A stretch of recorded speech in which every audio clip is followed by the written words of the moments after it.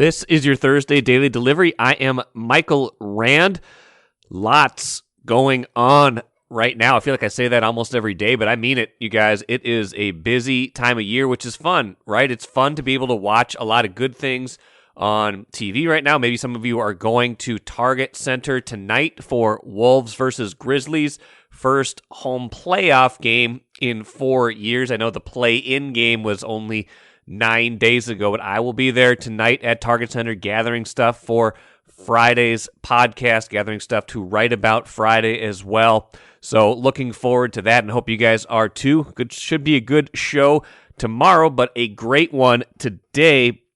Got to talk a little bit of Wolves setting up that game. What are some of the keys to this game as I see them? Is it time to panic about the Twins? 4-8 now after another punchless 2-0 loss to Kansas City. We'll get into that a little bit. Batting average for the team, the worst in the American League, below the Mendoza line at 198 now, and just not much happening up and down the lineups. We'll get to that in a little bit. I'm going to answer a bunch of your questions. Some good ones rolled in from listeners on Twitter, so let's get to those. Some Gophers news, adding another player, and the Big Ten men's basketball tournament's going to be in Minneapolis each of the next 2 years. That's pretty cool. So lots to get to there. And also, Trey Lance, NFL quarterback, formerly North Dakota State, from Marshall, Minnesota, the number 3 pick in last year's draft. He will join the show in just a few minutes as well to talk about the draft, talk about some important contribution he just made to charity, things of that nature. So we'll get to that in a few minutes as well. But first, what did I miss? Well, I don't think this is so much of a what did you miss, but what should we watch? When you're watching the Wolves tonight, what should you be watching for that will be a signal as to whether this is going to go their way or if it's going to go Memphis' way? Huge implications for this game, right? 1-1 in the series after splitting in Memphis. Wolves now essentially have the home court advantage. They erased all of Memphis' 82-game body of work with just one Game 1 win. So now basically if the Wolves win 3 of the next 5, and 3 of them are at Target Center, Games 3, Game 4, and Game 6, if necessary, they will be advancing to the second round to, in all likelihood, face Golden State. So what will be the keys to tonight's game as I see them? Well, number one is if you've watched this team for any length of time, and even this year as they've gotten better, finishing 46-36 and obviously getting into the playoffs for the first time in 4 years and the second time in 18 years. I think the biggest thing is they gotta stay out of an emotional spiral. And that goes 2 different ways. One, they can't let the result from the other night affect them in this game. That game didn't go their way, obviously. They lost in pretty convincing fashion, 124-96 just a couple nights ago, but they can't let that game seep into this game. And just because they lost that game, just because that game was a blowout in one direction, that can't affect you at the tip-off of tonight's game. Similarly, in the midst of this game, they have to avoid those kind of emotional moments where the game gets away from them. I don't think they did a great job of that in Game 2. I think they did a pretty good job of that in Game 1, and you can see the results from that. Chip Scoggins, Star Tribune columnist, has talked about that a lot with me on this podcast and wrote about that in StarTribune.com, Star Tribune, so you should go read that if you haven't, some more depth on that idea. Just, they take their emotional cues. They're an emotional team, and that works for them sometimes. That works for Karl Anthony Towns sometimes. That works for Patrick Beverley sometimes, but sometimes it also gets them off of their game, gets them into this mode where they're trying to do too much. I think you saw that in Game 2 where players were trying to take it upon themselves. The ball got sticky, like Chris Finch likes to say, and they didn't, the result was a lot of one-on-one play, a lot of bad shots, a lot of forced misses, and the result followed. Now, I don't know if they'd have won that game even with better ball movement, better whatever on Tuesday night, because it just didn't seem like it was going their way, but they need to get back to that. They need to keep the emotions in check and use them in a positive direction. On the court, I think they need to adapt to matchups. Memphis threw some different things at them on Tuesday, hit the offensive glass hard. One thing in particular that I'm going to be watching for is how much Steven Adams plays in this game. He is Memphis's starting center. You heard Drew Hill on last week's show talking about how important he's been to this year's team, how he allows Ja Morant to do a lot of different things, doesn't necessarily need a lot of offensive touches. But he's been a liability in this series when he's been on the court, and so he picked up those 2 quick fouls in Game 2 and didn't see the court the rest of the time. Played just 3 minutes in that game, and you saw what happened. Maybe that's circumstantial. Maybe he comes back, and this is more of a Steven Adams game, and he plays 25 minutes, and he does the things he does. But that's a matchup I'm watching. How much does Steven Adams play?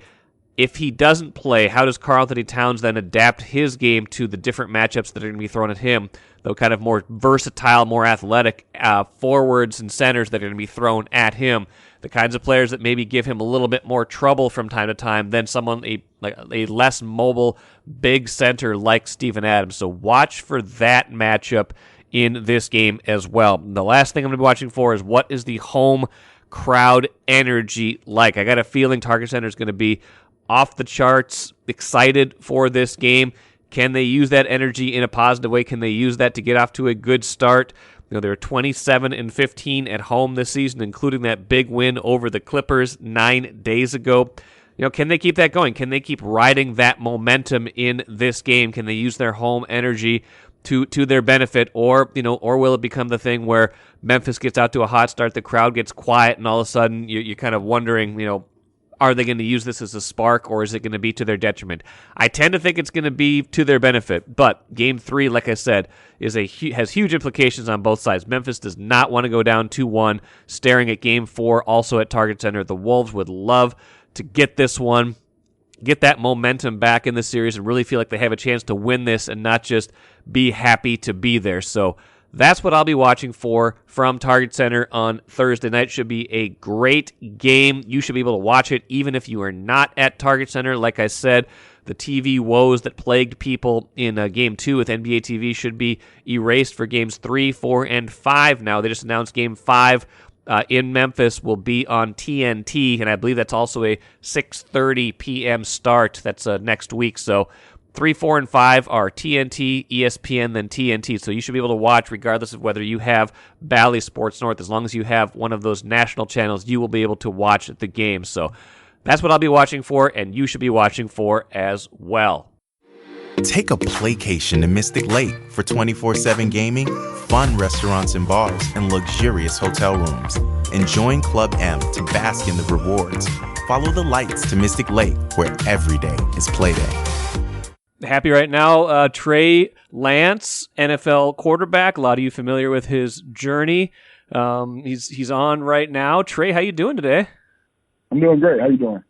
I'm good. I saw recently, I want to get to some NFL stuff in a little bit. A big year for you coming up, obviously. But I saw that you recently raised $740,000 in Bitcoin for big buddies of Southwestern Minnesota in the Cash App Bitcoin Quarterback Challenge. Now, I got a few questions about that, but I got to start with, if I would have said that sentence to you 10 years ago when you were growing up in Marshall, Minnesota, how funny would you have looked at me? I probably would have been asking what Bitcoin was, honestly, 10 years ago, for real. But, no, it is crazy. Obviously, a lot has changed, and it's happened fast. But I'm in a great spot, and like I said, very excited. How did you get involved with this competition? I watched it. I watched the clip of it. It was like 9 minutes long. I watched it. It's got, you were there with Joe Burrow, some other quarterbacks, just trying to hit some targets and make some money.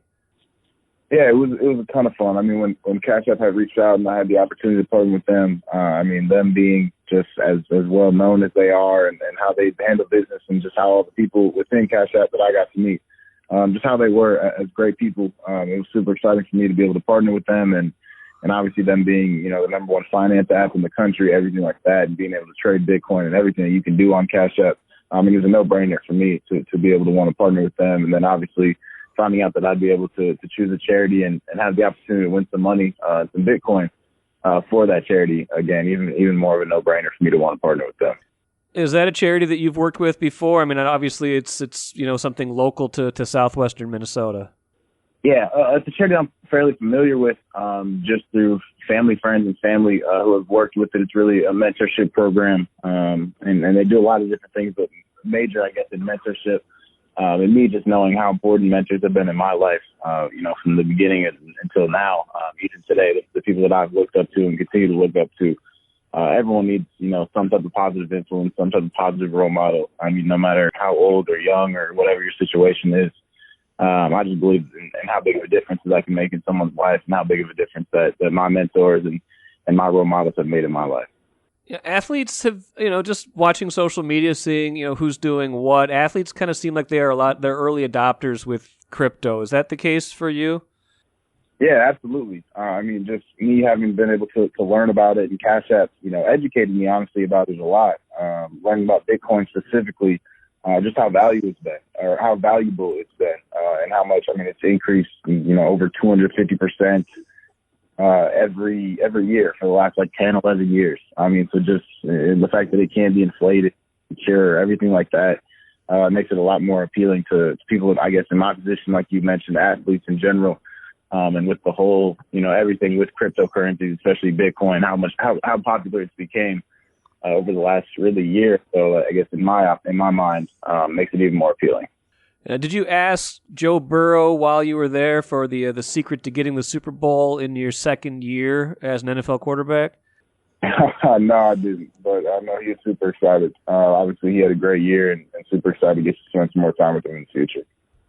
I think a lot of my audience is familiar with your journey from Marshall, Minnesota, all the success you had, obviously, at North Dakota State. Shout out to North Dakota. I'm actually a Grand Forks native. Spent the first 18 years of my life there. Now the NFL. A lot of bigger schools obviously recruited you, but not as a quarterback. The Gophers being one of them. Fast forward, about 5 years from when you were really being heavily recruited. And do you think you would have been recruited differently now based on how the quarterback position in the NFL has evolved, even in that short amount of time, when people are looking for more of a Trey Lance kind of player now? I guess we'll never know. I would hope so and think so, that maybe more kids in my position, but I think there was probably a little bit more to it than just the way I play the game. I went to a small school.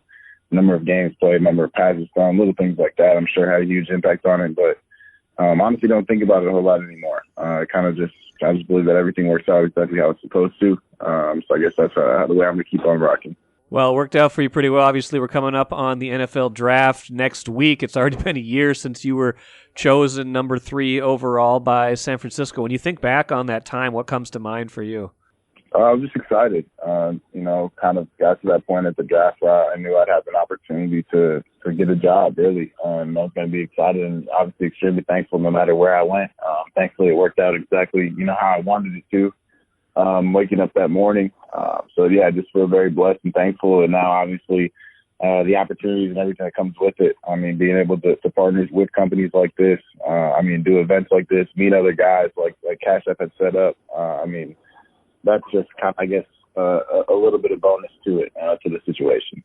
Yeah, that's great. That's great, man. A couple more things for you quick. You started 2 games last season. What do you feel like you learned as an NFL rookie, and especially when you're playing a little bit but sitting, watching, learning, especially you're on a playoff team that had a fair amount of success last year?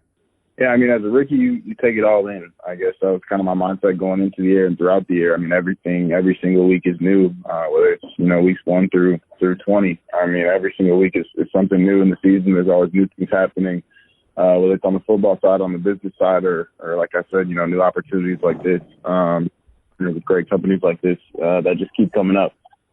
So whatever it is throughout the season, you just continue to learn. Like you said, I was on blessed and thankful enough to be on a great team and in a great situation.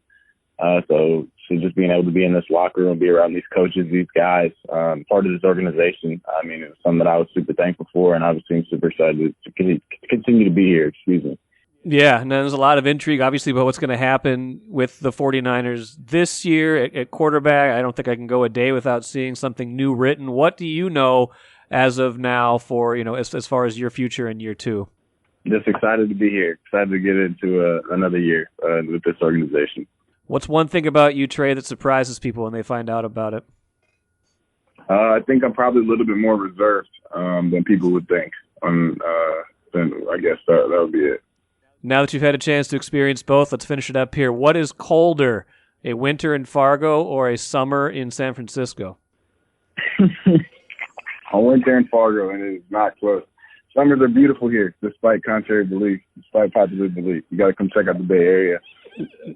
I've been there before. It's beautiful. It's just that people like to rip on it, but it is awesome. Even in the summertime, it's a joy, and it's been fun to watch you play and develop. And Trey, best of luck going forward. All right. Appreciate you. Have a great one. You too. Take care.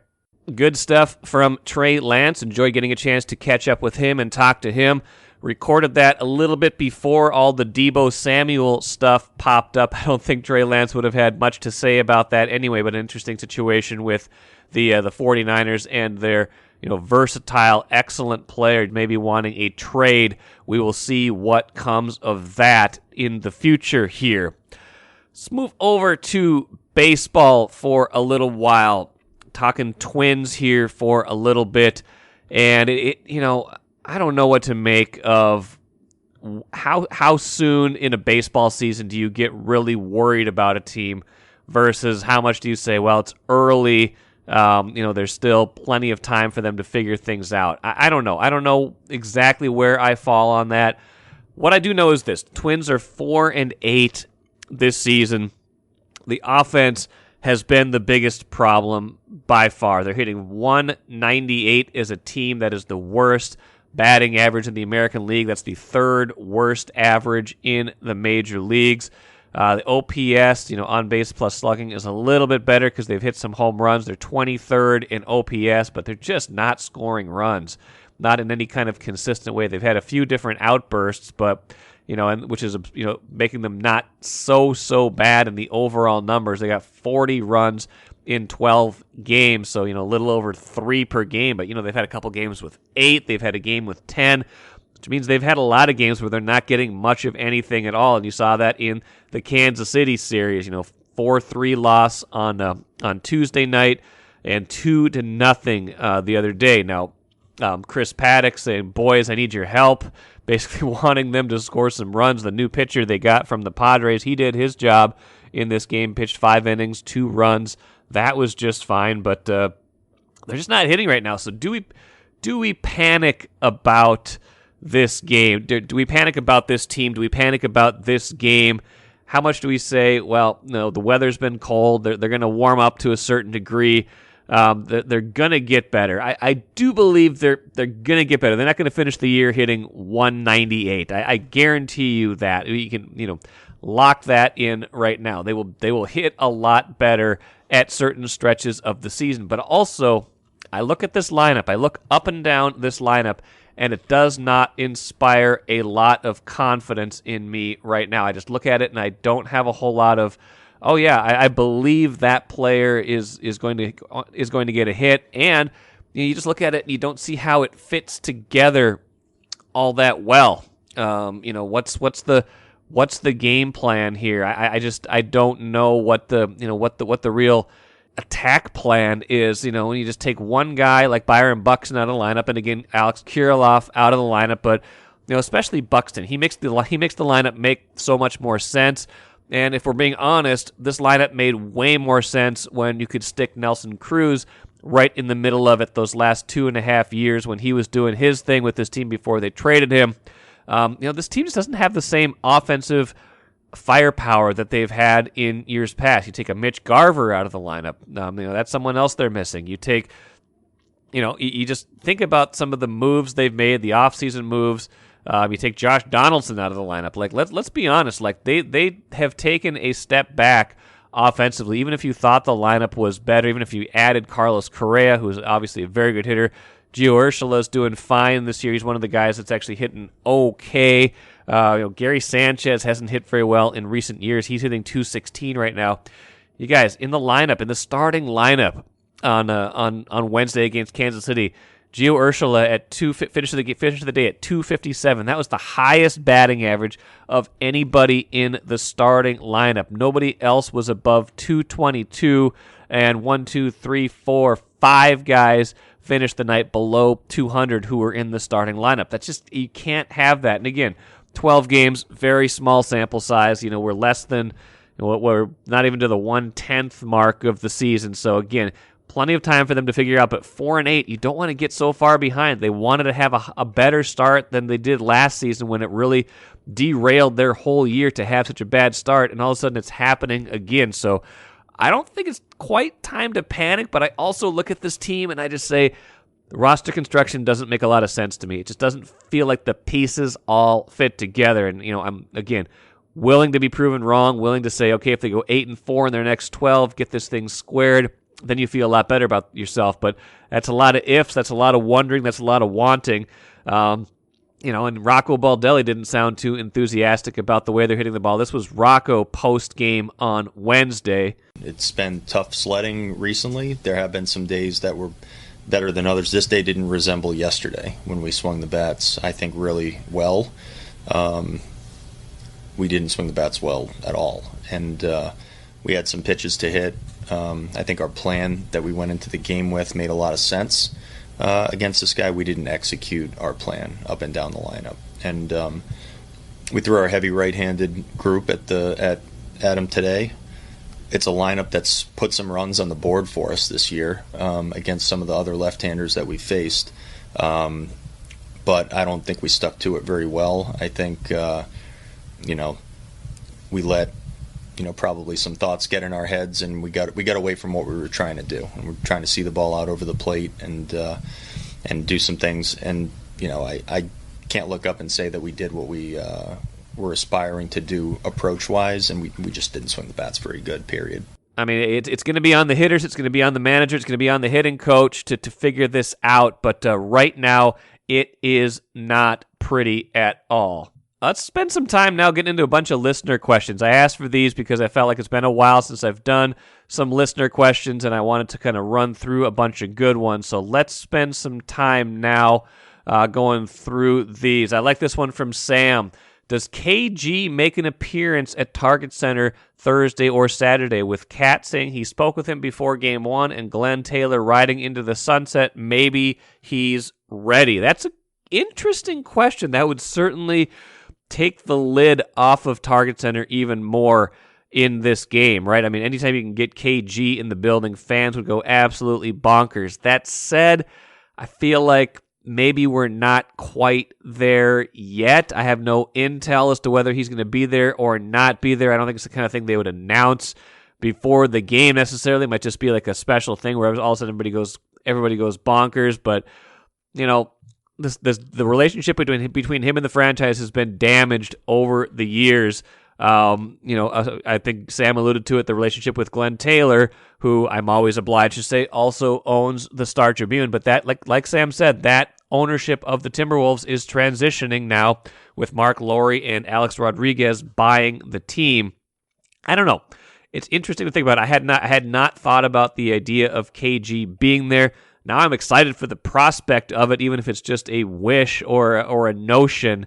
But big picture, they got to figure this out with KG and the franchise, because he's too valuable. He was too good here for so long for them to continue to have any kind of grudge with each other, or to have this not to have his jersey not retired here is ridiculous. He's by far the best player this franchise has ever had. Maybe one day we'll talk about somebody else having had a bigger impact, having had a bigger career than Kevin Garnett, but it's hard for me to imagine that at this moment. So it'll be awfully cool, but Sam, I don't know if it's time just yet.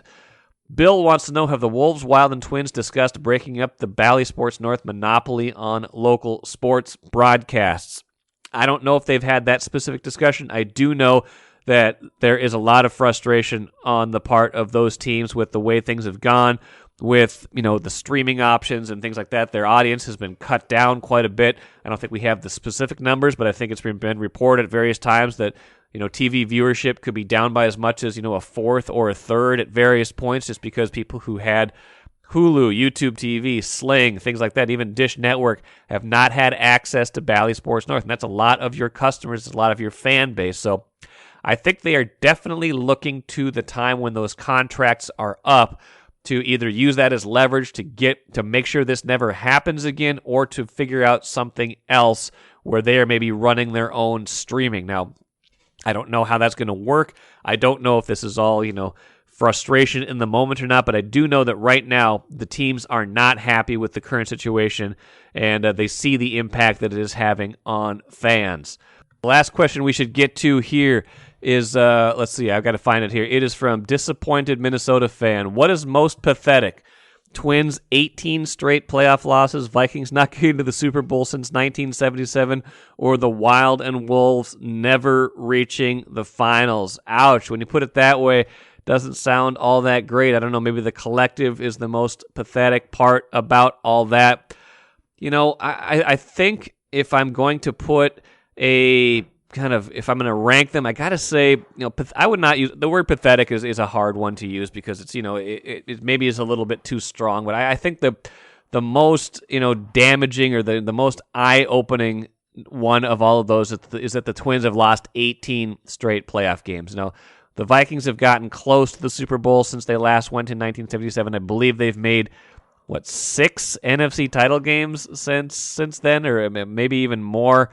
The last one obviously in 2017. Then you had 2009. You had 2000. You had 2000. You had 1998. You had 1987, and I think there was one even before that as well.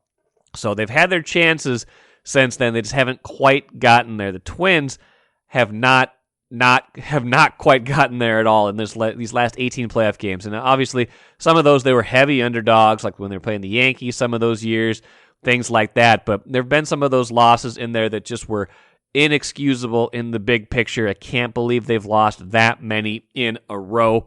Wild and Wolves, their franchises are still relatively young. I mean, not so much anymore. There's over 50 years combined between the two of them now, but that sometimes those things take time, so I'm willing to give them a little bit more time. Maybe if we check back in 10 years and for some reason these streaks are still intact, there might not be a fan base left anymore if that's the case because people might have just moved on. But at that point, I might be more inclined to say Wolves or Wild is the more, surprising or more damaging thing. But that's what I would say. The Twins and those 18 straight playoff losses, a record in professional North American sports. That is my answer.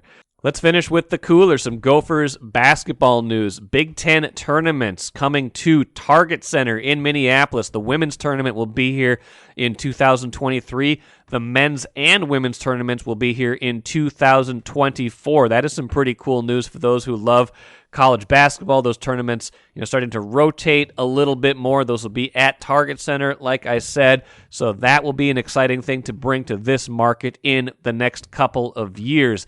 And maybe by then the Gophers will have teams that are improving a little bit. Not a great year for the Gophers men or the Gophers women in 2021-22 season, but the Gophers men, like I talked with Marcus Fuller the other day on the podcast, had a big transfer come in. Dawson Garcia now just landed another one of those guards we were talking about on Wednesday's show. Talon Cooper transferring from Morehead State, averaged 5.9 assists per game last season. Will add a lot of experience to this year's team. Got him from the transfer portal. Top 10 in college basketball in assists last season. 9.1 points, 4.5 rebounds, 5.9 assists. He should help them quite a bit next season. So that's a good get for Ben Johnson and better times ahead for this program. Minnesota United got a 2-0 win over Madison in the third round of the U.S. Open Cup, so they advance in that. Good for the Loons.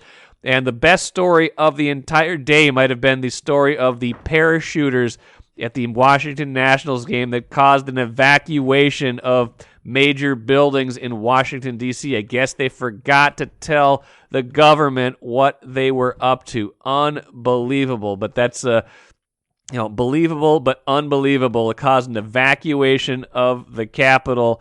Maybe you should tell those folks what you are up to next time. Oh well, made for a fun story as long as nobody got hurt. That will do it for today. Should have lots of coverage from Target Center Game 3 on Friday's show. Chris Hine should be on the podcast with me in the wee hours of Thursday or the wee hours of Friday. It might turn out to be for Friday's show. Thanks for joining me here today. Enjoy the game tonight, and I'll be back at you again on Friday.